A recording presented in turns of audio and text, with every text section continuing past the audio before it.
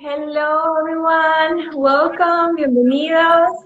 My name is Lucia and we created with Ruby Soda this space to talk about things we don't talk about, to inspire others and to have fun. Today I am with a very special guest. Welcome, Chen. He is the CEO and co-founder of Ruby Soda. Hi, Mark. Oh, hello. Hi, welcome. Surprise. Was that cheesy? That was pretty cheesy, wasn't it? It was fun. Sorry you had to hide. Okay, Mark, All are right. you ready for this? I'm going to make so many deep questions. I'm sure you will be fine. All right. All right. I'm in your hands. Go.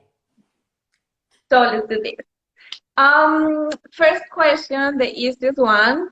Um, what is Ruby Soda and how it started? How did we start Ruby Soda? How did that come about with the idea? Well, okay, before we start, that's a really good question, right? One of the things that I realized, jumping straight into it, right? Straight into it. I used influencers in a business about 10 years ago, and we were called bloggers. They were called bloggers then, right? And we found it really hard to deal with bloggers, and it was back and forth, trying to incentivize people and also get value for money and all those things, and making sure that everybody, you know, it's a win-win situation. I believe in win-win situations, and it was quite hard to do. And then now you fast forward 10 years, influencers have the same problems, right?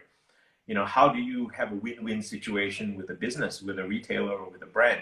So Ruby Soda was designed, it came to me in the sense that we need a transparent platform where the influencer or the third-party referrer, if you want to call it that, and the brand work hand in hand to get a sale. And for the brand, it's great, right? Your influencer becomes your outsourced sales partner. That's how it should be. And so Ruby Soda was designed from the start to be a transparent platform where everybody gets to play together. The retailers can see your performance, and you can see the retailer sales, from the sales that you get, and everybody wins. That was how it came about. The idea that everybody wins. Yeah, and that is an amazing idea. Since I found out about Ruby Soda, I love it because it's a platform where the retailers can get more customers and the influencers can have the products but also can make money from that. Yep. And also, yeah, this is amazing. The second question would be, how does the platform work for retailers, for shoppers, and for influencers? How does it work? Oh, look, it's like any other marketplace. So Ruby Soda is designed from the start to be like to mimic real life interactions. So, for example, you look at I'm going to tell a bit of a story here. The when you start a town, or when people come to live together, when you start something, when you start a town, there's two things that you really need: water, a reliable source of water. That's why a lot of cities are built along rivers, right, and in junctions of rivers we get fresh water, right, by the side of a lake, fresh water.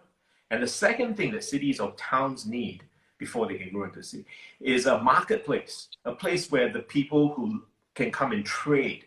We exchange things. That's what we do, right? We as a race, the human race, we trade. This is what we do. We love going shopping. We love buying stuff. We love selling stuff. We love making stuff to sell. And it all starts, if you look at it as farmers, right? You can't in the modern marketplace. Let's say a farmer, like a town. A farmer would grow some pigs, have some pork, and then another farmer would grow cabbages. And then they come on a Sunday, get all dressed up, they bring the best produce, and they exchange. You give me some cabbages, I'll give you some pork, and maybe the guy down the road will give me some rice, and we'll bring it home and we can have a meal, right? I've got some cabbages and rice, and now you have pork. I can make a meal. And same with my Yeah. neighbors. Now, my neighbors who don't have pork now have pork and rice, and everyone eats.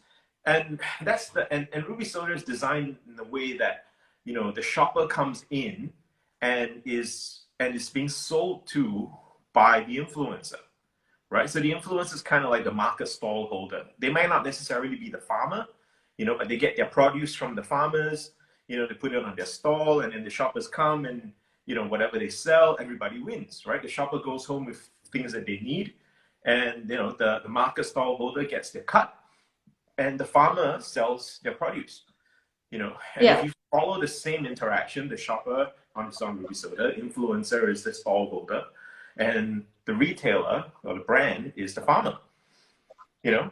And what this does is it mirrors a very old way of doing business, right? The sometimes the people who are very good with customers, the stall holders, aren't necessarily very good at growing things. And people who are very good at growing things or making things aren't always necessarily very good with customers. Yeah. You know, That's true. so you look at all the old marketplaces like the souks, you know, in the Middle East, right? And, you know, some of the oldest bazaars and and the trading hubs and all that. It's always the middleman. It's always been the middleman that could sell to the customer, you know, tell the story, get the customer excited, you know, and move product. So that's what Ruby Soda is about. Ruby Soda is Yeah. about the joining of a community. Yeah, as well, something that I like about that is that the brands get to choose what kind of influencers they want to promote their products, and the influencers as well. So Yeah, they choose the brand that go with their values, and and everything is very organic and 100%. real. 100%. I mean, the current way of influencer marketing is the brands pick the influencers. So it's kind of one way, right? So the brands want to have control over their image, which is fair enough. You know, it's their brand; they can do what they want with it.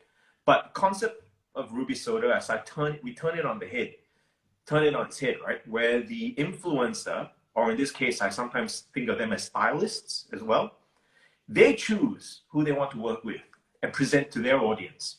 You know, Yeah. it's if you got, you know, like Rachel Zoe, for example, right? You know, she chooses brands that she works with, you know, to create styles for her clients. And Yeah. so this changes the dynamic. And what it does, it offers customers or shoppers an alternative way of accessing fashion styles. Because we know that if you left it to a brand to come up with a style, you actually get stuck in stereotypes. I mean, occasionally you get a Karl Lagerfeld, you know, that comes along and turns everything on his head and makes it accept, you know, makes something, you know, like wow bling. But if you left it to a brand, and this is because I used to be in women's fashion, right, as well, we would come up with a style, a particular look, you know, and we don't deviate from that because that's our look, right? Whereas a stylist